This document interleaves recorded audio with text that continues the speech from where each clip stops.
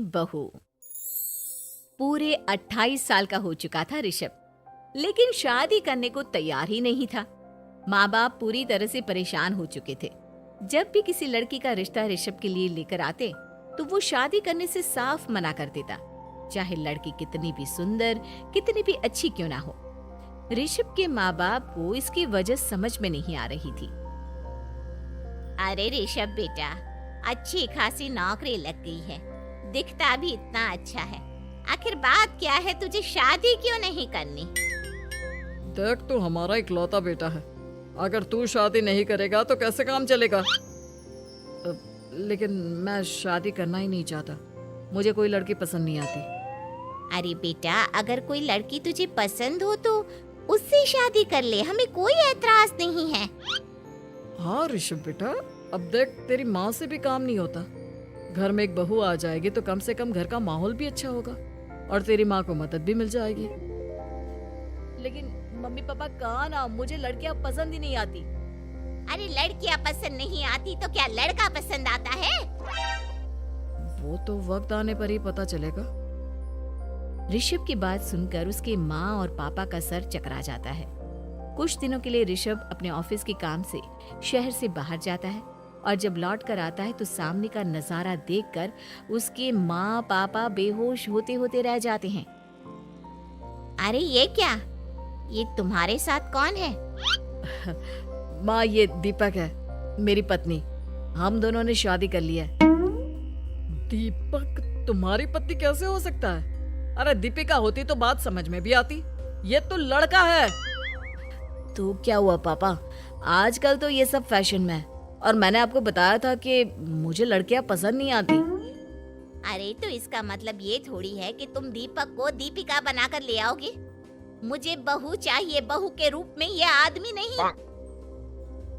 लेकिन मम्मी जी, मैं आपकी बेटी से बहुत प्यार करती हूँ, मेरा मतलब करता हूँ। अरे इसको तो करता हूँ करती हूँ का अंतर भी नहीं पता। लेकर जाए इसे वापस। अगर आपने इसे घर से बाहर निकाला पापा तो मैं भी इसी के साथ चला जाऊंगा। मैं ऋषभ के बिना जी नहीं सकती, मेरा मतलब जी नहीं सकता। हमारा जिंदगी भर का साथ है, प्लीज हमें अलग मत कीजिए मम्मी जी, पापा जी। हे भगवान, ये तूने क्या दिन दिखाया? तेरे बेटे को थोड़ी अकल दे दे, लड़के को बहू बनाकर घर में ले आया है। अब क्या होगा, हम दुनिया को क्या मुंह दिखाएंगे? माँ, बेकार में परेशान हो रही हो। दीपक आपके सारे काम करेगी और एक अच्छी बहू की तरह आपके साथ रहेगी, देखना। पहले तो खुद तो क्लियर कर ले कि ये कुछ करेगा या करेगी, बाद में हम सोचते हैं कि हम क्या करें। बहू के आने के बाद क्या करते हैं, मुंह दिखाई की रस्म, तो आप भी वही कर लीजिए। आप चाहे तो मैं पूरे मोहल्ले में न्योता दे आती हूँ। अरे रहने दे, तेरी वजह से बेइज्जती और ज्यादा होगी। आई बड़ी, अब मेरा मतलब है आया बड़ा न्योता देने वाला। अगले दिन सुबह के बाद दीपक बड़ी नजाकत से चलता हुआ सबके लिए चाय बनाकर सुबह सुबह बालकनी में आ जाता है। प्रणाम मम्मी जी, प्रणाम पापा जी। ये देखिए, चाय बिल्कुल आपकी पसंद की है। मुझे ऋषभ ने सब कुछ बता दिया था कि आपको क्या क्या पसंद है।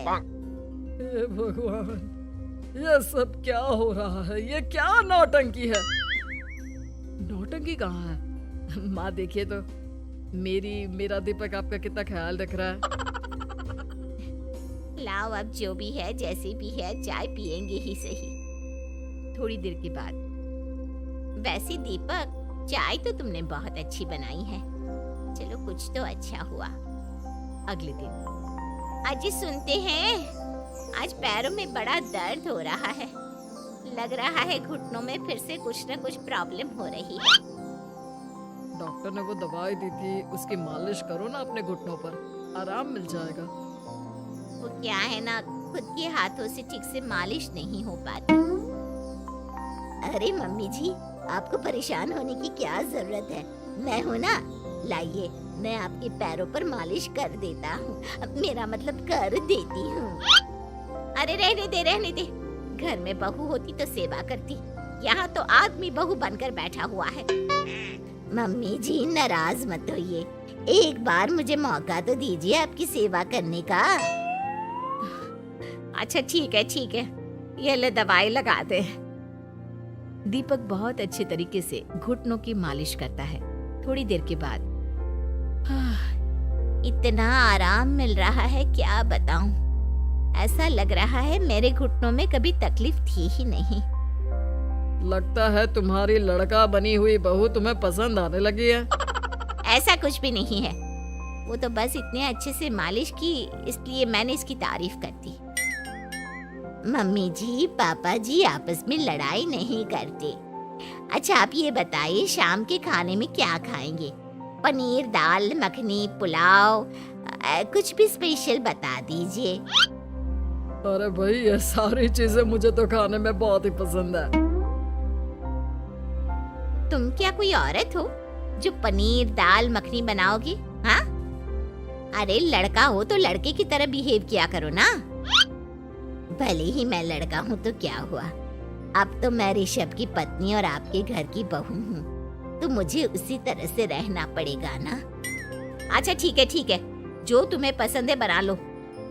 आदमी रसोई में खाना बनाते हुए कैसे लगते हैं, जरा मैं भी तो देखूं। शाम को दीपक सबके लिए अच्छा सा खाना बनाकर डाइनिंग टेबल पर लगा देता है। ऋषभ ऑफिस से जब लौट कर आता है, सब लोग खाना खाने के लिए बैठ जाते हैं। अरे वाह, क्या गजब का पनीर और दाल मखनी बनाई है। ऐसा जायका तो होटल के खाने में भी नहीं आता। दीपक कितना अच्छा खाना बनाती हो, मेरा मतलब बनाते हो। तुम्हारी इसी अदा की वजह से तो मुझे तुमसे प्यार हो गया।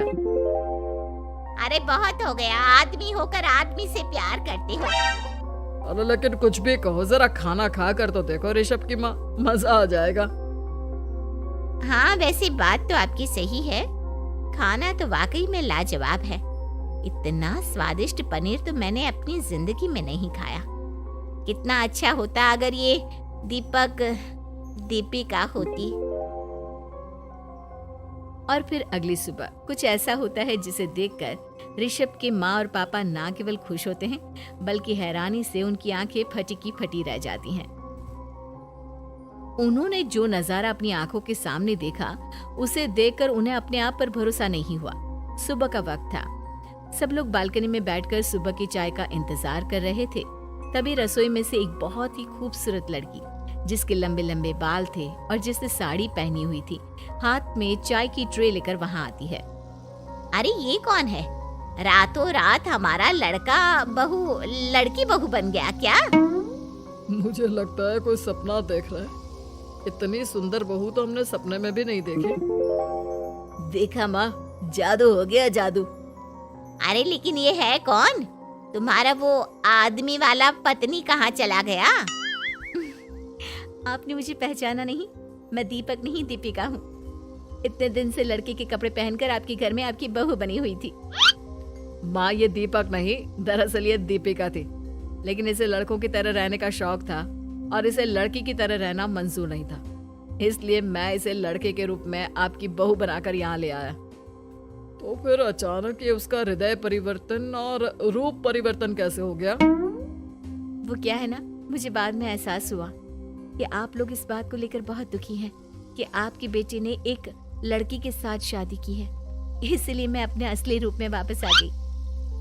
हमने कोई पुण्य कर्म किए होंगे जो तुम्हारे जैसा, मेरा मतलब तुम्हारे जैसी बहू मिली, इतनी खूबसूरत और इतना ख्याल रखने वाली।